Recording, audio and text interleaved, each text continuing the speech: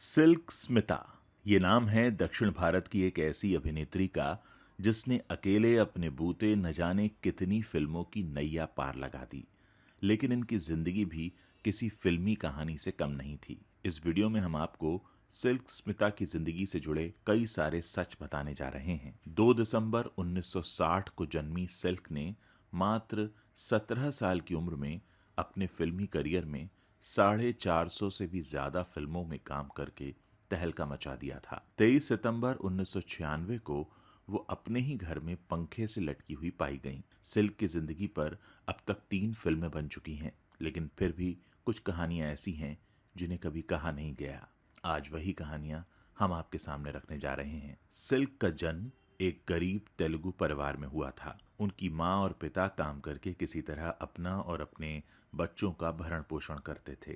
थोड़ी बड़ी होने पर एक सरकारी स्कूल में सिल्क स्मिता का दाखिला करवाया गया ताकि वो पढ़ लिख कर कुछ किताबी ज्ञान और दुनियादारी सीखें। लेकिन चौथी कक्षा में ही सिल्क को स्कूल छोड़ना पड़ा। सिल्क के माता पिता इतना पैसा कमा नहीं सकते थे कि वो सिल्क को पढ़ा सके। स्कूल की पढ़ाई छूटने के बाद सिल्क स्मिता को घर का चूल्हा चौका ही संभालना पड़ा। उस समय उनकी उम्र 10 साल की थी। सिल्क उम्र में तो छोटी थी, लेकिन वो दिखने में बड़ी लगने लगी थी। समय से पहले ही उनकी बॉडी डेवलप होने लगी थी और उनके माता पिता भी ये समझ नहीं पा रहे थे कि उनकी बेटी इतनी जल्दी इतनी बड़ी कैसे दिखने लगी है। सिल्क की उम्र कम थी और उस हिसाब से बुद्धि भी ज्यादा नहीं थी। सिल्क सिर्फ दिखने में बड़ी हो रही थी। सिल्क की बेफिक्री उनके माता पिता के लिए चिंता की वजह बनता जा रहा था। वो सिल्क के बारे में सोचने पर मजबूर हो गए। माता पिता सिल्क को जल्द से जल्द शादी करके विदा करना चाहते थे और बहुत ही कम उम्र में उन्होंने सिल्क स्मिता का ब्याह एक मजदूर से करा दिया।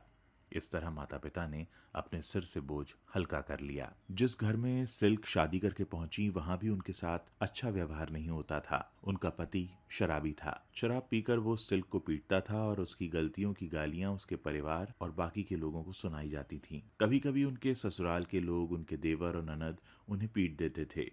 उन्हें समझाने वाला कोई नहीं था, इसलिए वो अपने घर को संभाल नहीं सकी और एक दिन सिल्क अपनी ससुराल को छोड़कर भाग गईं और सीधे चेन्नई पहुंची। वहां पहुंचकर उन्होंने दक्षिण भारतीय फिल्मों की एक अभिनेत्री के यहाँ नौकरानी का काम करना शुरू कर दिया। सिल्क स्मिता बचपन से ही फिल्में देखने की बहुत शौकीन थी। उन्हें जब भी फिल्म देखने का मौका मिलता तो वो अपनी दुनिया को छोड़कर उस फिल्मी दुनिया में ही कहीं खो जाती। उनकी अपनी दुनिया इतनी नीरस थी कि वो कहीं ना कहीं उससे पीछा भी छुड़ाना चाहती थी। समय बीतता गया और सिल्क स्मिता लंबे समय तक इस अभिनेत्री के यहाँ नौकरानी बनकर काम करती रहीं, क्योंकि उन्हें ऐसा लगता था कि शायद यहाँ काम करते करते ही उन्हें फिल्मी दुनिया के करीब जाने का मौका मिल जाए। सिल्क ने घर के काम तो बचपन से ही किए थे, इसलिए उस अभिनेत्री के घर को भी सिल्क ने बहुत अच्छे से संभाला। अब सिल्क उस अभिनेत्री के निजी कामों में भी हाथ बटाने लगी थी। यहाँ तक कि उस अभिनेत्री का मेकअप करके उसे तैयार करने का काम भी सिल्क ने शुरू कर दिया था। यहाँ काम करने का सिल्क को बहुत फायदा मिल रहा था।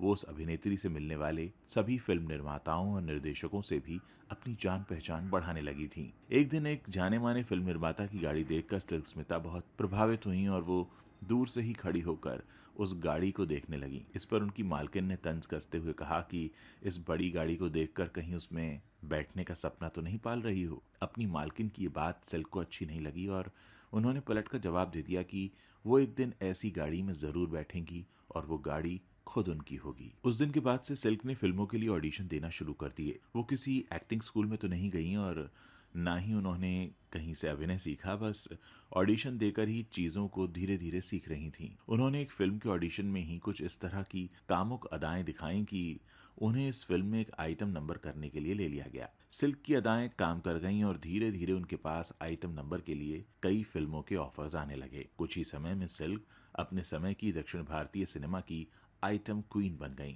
उनका आकर्षण इतना तेजी से बढ़ा और इतना बढ़ा कि एक फिल्म को हिट कराने के लिए उनके लटके झटके ही काफी थे। वैसे तो सिल्क को कई फिल्मों में देखा जा चुका था, लेकिन साल 1980 में आई तमिल फिल्म वंडी चक्रम ने दर्शकों के बीच सिल्क स्मिता की एक अलग ही पहचान बना दी।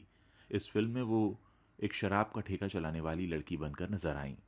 साल 1989 में इस फिल्म का प्रेम प्रतिज्ञा नाम से हिंदी में रीमेक भी बनाया गया, जिसमें मिथुन चक्रवर्ती और माधुरी दीक्षित मुख्य भूमिकाओं में नजर आए। यहीं से सिल्क के करियर ने एक ऊंची उछाल मारी। वो दक्षिण भारतीय सिनेमा में काम करने वाले निर्माता और निर्देशकों की आइटम नंबर के मामले में पहली पसंद बन गईं। उस समय सिल्क निर्माताओं से 50,000 रुपए तक अपनी फीस के तौर पर लेती थीं। एक आइटम नंबर करने के लिए सिल्क की फीस भले ही ज्यादा थी, लेकिन फिर भी फिल्म के निर्माता इसके लिए हमेशा तैयार रहते थे। वो जानते थे कि सिल्क का एक आइटम नंबर ही उनकी पूरी फिल्म को हिट करा सकता है। सिल्क का नाम दिन पर दिन बड़ा होता जा रहा था। इसका असर यह हुआ कि सिल्क को फिल्म इंडस्ट्री में आए हुए सिर्फ 4 साल ही बीते थे और इतने कम समय में उन्होंने लगभग 200 फिल्मों में काम कर लिया था। हालांकि अब उनका काम सिर्फ आइटम नंबर तक ही सीमित नहीं था। वो फिल्मों में कुछ छोटे मोटे रोल और कभी कभी बड़े किरदारों में भी नजर आ रही थीं। तमिल फिल्म इंडस्ट्री में कमल हासन और रजनीकांत दोनों के साथ सिल्क ने खूब काम किया। साल 1983 में आई फिल्म सदमा से सिल्क स्मिता ने हिंदी फिल्म इंडस्ट्री में भी कदम रखा। उनका इस फिल्म में होना भी एक जरूरत ही माना गया।